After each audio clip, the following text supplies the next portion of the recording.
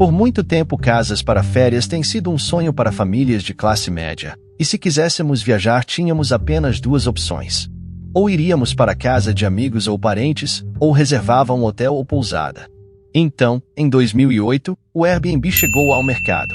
Através de seu mercado online para estadias em residências, a empresa sediada no Vale do Silício teve um grande impacto na indústria de viagens, com acomodações de autoatendimento agora tão populares quanto hotéis. Mas também criou o que é chamado de efeito Airbnb, quando o crescente número de aluguéis de curto prazo em uma localização de alta demanda leva a um aumento tanto nas taxas de aluguel quanto nos preços das casas. E muitas pessoas não estão felizes com isso. Um jovem casal recém-casado que procura comprar uma casa falam que estão competindo com pessoas que basicamente compram essas propriedades para alugá-las. Isso significa que as crianças locais, enquanto crescem, não podem se dar ao luxo de comprar casas.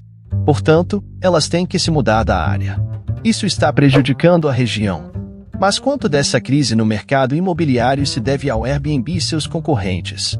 E o que está sendo feito para resolver o problema? Eu entendo totalmente que há uma crise habitacional e que as pessoas estão lutando para entrar no mercado imobiliário.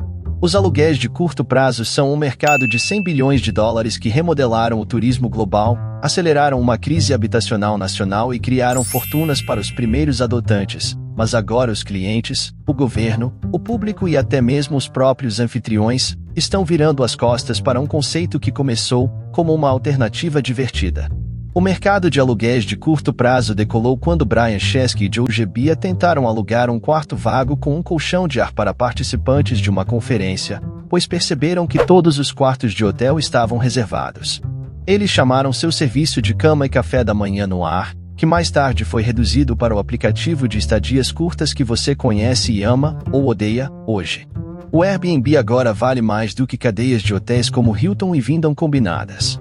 A empresa é de longe a maior empresa de aluguéis de curto prazo e alcançou excelente penetração nos mercados ao redor do mundo, onde outros aplicativos de mercado peer-to-peer ou de rede, como Uber, DoorDash, Lyft e até mesmo a Amazon, falharam em conquistar a participação do mercado local.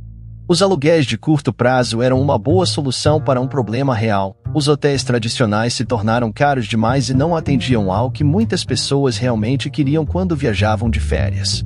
Os hotéis oferecem muitas comodidades como limpeza, serviço de quarto, restaurantes, serviços de concierge, salas de reuniões, academias, spas, piscinas, estacionamento com manobrista e segurança 24 horas. Esses serviços são bons, mas têm um preço que é incluído diretamente no preço do quarto ou cobrado separadamente com uma margem significativa. Esses serviços também nem sempre estão alinhados com o que os viajantes realmente querem quando estão viajando, que é um lugar que simplesmente parece uma casa em uma cidade diferente. O Airbnb eliminou muitas comodidades que atendiam mais aos viajantes de negócios e ofereceu aos turistas sua própria cozinha, vários quartos para seus filhos e um elemento de privacidade que não podia ser adquirido em nenhuma cadeia de hotéis. Era como uma casa longe de casa porque, em muitos casos, era apenas a casa de alguém. O Airbnb também era muito mais barato, especialmente quando se compartilhava uma casa maior entre vários amigos ou membros da família que precisariam reservar seus próprios quartos separados se estivessem hospedados em um hotel. Um estudo realizado pela universidade servindo clientes que reservavam Airbnbs em hotéis tradicionais, descobriu que 61% de todos os entrevistados disseram que escolheram o Airbnb como uma alternativa econômica mesmo aos hotéis econômicos. Apesar da empresa se promover como uma maneira de compartilhar a experiência de férias com um anfitrião local que pode mostrar a cidade para você, a maioria dos entrevistados disse que não se importava com esse aspecto do serviço e 70% ficavam em uma casa que tinham só para eles, para não precisarem compartilhar o espaço com um estranho. Apesar de as pessoas realmente preferirem não compartilhar seu aluguel de curto prazo com um anfitrião, o Airbnb ainda gasta bilhões todos os anos promovendo esse aspecto de seu serviço, por um motivo muito importante que será mencionado mais tarde. Enfim, as coisas que fizeram o Airbnb agora estão sendo perdidas ou oferecidas por concorrentes em 3 áreas principais. A primeira é o preço. O Airbnb não é mais uma alternativa acessível aos hotéis econômicos, é agora uma opção premium competindo com cadeias de hotéis 5 estrelas. Segundo a própria empresa, embora o número de reservas tenha aumentado apenas 70% desde 2019, o valor bruto de todas as reservas em todo o mundo aumentou 67%. O Airbnb simplesmente não é o mais barato. A segunda área onde a plataforma está perdendo o seu monopólio é sobre casas longe de casa. As cadeias de hotéis aumentaram significativamente sua oferta de acomodações estilo apartamento que dispensam os serviços típicos de hotel em troca de quartos maiores com várias áreas para dormir e cozinhas. Para muitos clientes, esses apartamentos com serviços semelhantes oferecem um melhor valor porque combinam a consistência conhecida de uma cadeia de hotéis com o espaço e o preço de um Airbnb. A terceira área que afastou os clientes do Airbnb foi o serviço. Os anfitriões queriam reduzir o trabalho necessário para gerenciar suas propriedades, então começaram a impor mais expectativas irreais aos hóspedes sobre limpar antes de sair e taxas de limpeza exorbitantes que irritam as pessoas, especialmente se você, a pessoa que está hospedada lá, tiver que praticamente limpar a casa sozinha. No geral, isso é apenas alguns anfitriões ruins, mas deu à plataforma uma má reputação entre os clientes que esperam ser cobrados por taxas de limpeza além das taxas já altas em comparação com um hotel, onde, desde que não haja danos permanentes, a limpeza será feita gratuitamente. Se o negócio do Airbnb era ser uma plataforma intermediária entre anfitriões e hóspedes, então ambos os grupos tendo uma má experiência não é uma boa direção para a empresa. Mas há outro grupo que teve um pior e que está envolvido no aplicativo, quer gostem ou não, e essa é uma terceira razão para a queda do Airbnb. O público está cansado disso. Os clientes podem escolher onde ficar, e a ameaça representada pelo Airbnb e outras opções de aluguel de curto prazo forçou os hotéis existentes a melhorarem suas ofertas. Os anfitriões eram investidores que precisam aceitar que todo investimento tem riscos. A maioria deles ainda possui uma casa ou várias casas que agora podem alugar em um mercado de aluguel superestimado ou vender, provavelmente com lucro. Nenhum desses grupos perdeu, a menos que fosse muito estúpido. As pessoas que perderam, no entanto, foram excluídas de suas casas porque se tornou mais lucrativo alugar para turistas do que para moradores de longo prazo que precisavam de um lugar para morar.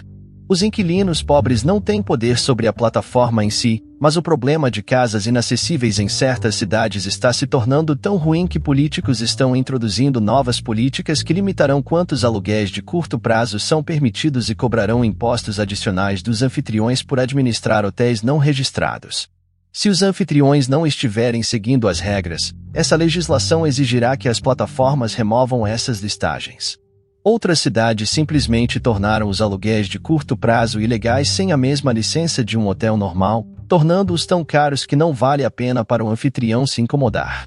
O outro grupo que está reprimindo os aluguéis de curto prazo são as pessoas que você menos espera serem os heróis em uma história sobre habitação.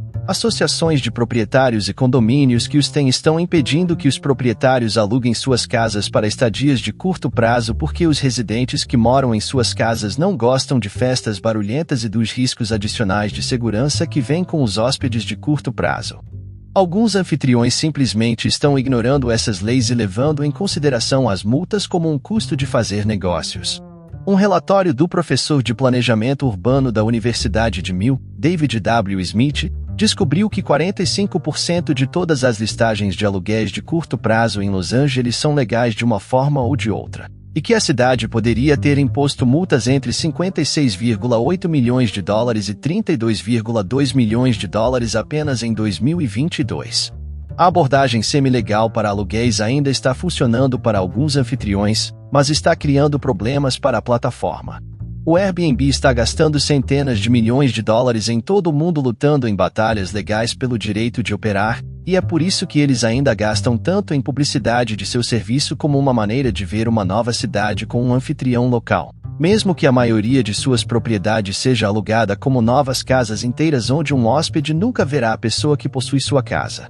É muito mais difícil regular estadias curtas compartilhadas porque é mais difícil distingui-las de alguém apenas hospedando um amigo. A imagem folclórica de alguém compartilhando seu quarto com viajantes curiosos que querem ver uma nova cidade com um local é uma imagem muito melhor do que um proprietário multimilionário ou investidor imobiliário institucional que acabou de listar sua 10ª casa com uma empresa de tecnologia avaliada em $80 bilhões. E essa é a quarta causa da queda do Airbnb. A plataforma está perdendo o controle sobre os hóspedes, os anfitriões e o público em geral. O Airbnb sempre teve concorrentes como o VRBO, mas agora sites de viagens estabelecidos como TripAdvisor, Booking.com e Expedia estão lançando suas próprias plataformas de aluguel de curto prazo como Tarnik ou as incorporando a sites existentes que já agregam listagens de vários hotéis e anúncios. O Airbnb cobra uma taxa de hospedagem de 3% para as pessoas que listam suas propriedades e uma taxa de serviço de 14% para os hóspedes. Alguns anfitriões descobriram que é mais barato anunciar suas propriedades por meio de agências locais e dividir essas economias com os hóspedes.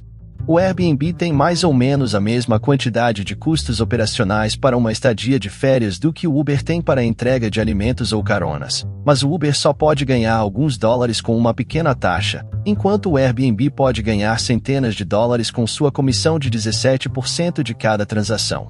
Isso tornou a plataforma lucrativa, mas também pintou um alvo nas costas da empresa que não tem um modelo de negócios competitivo em torno de sua marca e reconhecimento. A quinta razão bônus por trás da queda do Airbnb é que a plataforma nunca foi configurada com longevidade em mente.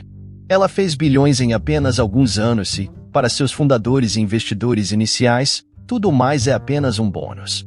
Mas proibir o Airbnb e os aluguéis de curto prazo seria a solução? Na Suíça, por exemplo, o governo proibiu a construção de segundas residências após um referendo em 2012. Isso deprimiu os preços das casas de novas construções, mas aumentou os preços das casas do estoque atual, beneficiando inadvertidamente os proprietários de segundas residências existentes que viram o valor de suas propriedades aumentar. Uma das soluções, por exemplo, é investir mais energia e dinheiro em habitações sociais acessíveis e públicas. Sinto que é um problema do governo, que eles não atingiram as metas de construção de casas, ano após ano. Como você vê isso evoluindo? Se conseguirmos obter dados suficientes e maneiras de controlar a corporatização desses aluguéis, acho que teremos feito uma boa parte do trabalho. Se você gostou desse vídeo, não se esqueça de deixar o like, comentar e se inscrever para mais vídeos como esse. Obrigado e te espero nos próximos vídeos.